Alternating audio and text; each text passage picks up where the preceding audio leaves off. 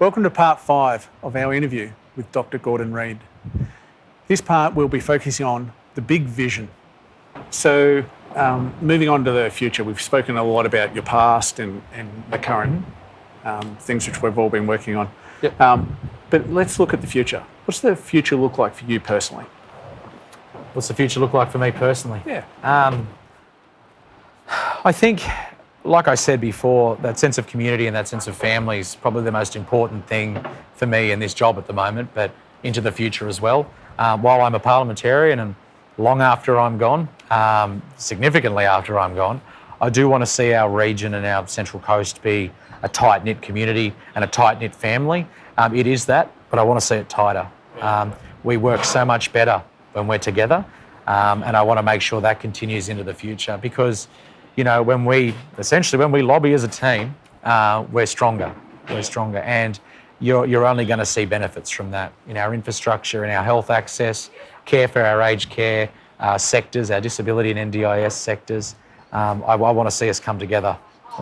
So the Central Coast is the 9th largest populace in Australia at the moment.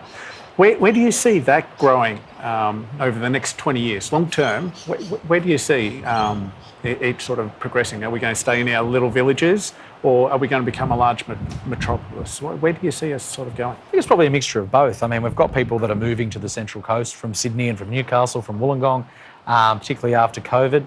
People want that sea change, they want that tree change, they want to be able to see like that. They want that. They want to see Lion Island, and I think that's fantastic. That's only gonna benefit our local area.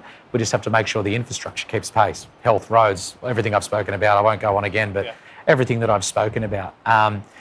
I do believe the Central Coast will always have that local village feel. It will always have that local community feel, that tight-knit team that we've always been.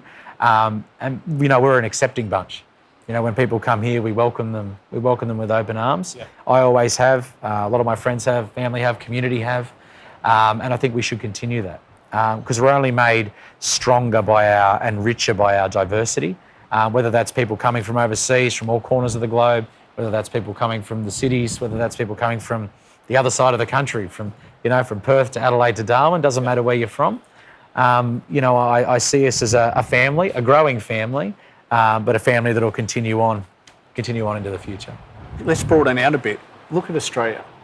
Where do you see Australia being in 50 years? After 65,000 years, getting to where we are, where do you see us going for that next 50 years? And what would you go, tick, we've been successful? What's that tick? Yeah. Well, I think a unified country. To look in the near term, the referendum that's coming up on the voice, that'll be a unifying moment for our country. And I support a yes vote for the referendum. I'm very much in favour for a voice to Parliament and acknowledgement of Aboriginal and Torres Strait Islander people.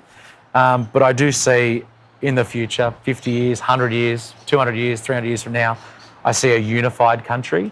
I see a country that has embraced its natural resources, including the sun, including the wind. I see a country that embraces its diversity, whether that be First Nations communities, whether that be our multicultural communities. I see us embracing those cultures, and I see us coming together. I see us as a powerhouse in our part of the world. We're in the Pacific, we're in Asia, we're also significantly tied in with Europe, the United States, and Northern America.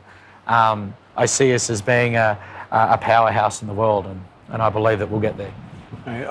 I hope we get there. We absolutely will.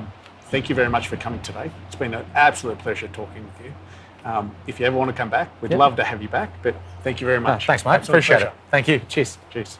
So that's the end of part 5 in our interviews with Dr. Gordon Reid. Hopefully you've enjoyed them. Please click like and subscribe and follow us on all the socials.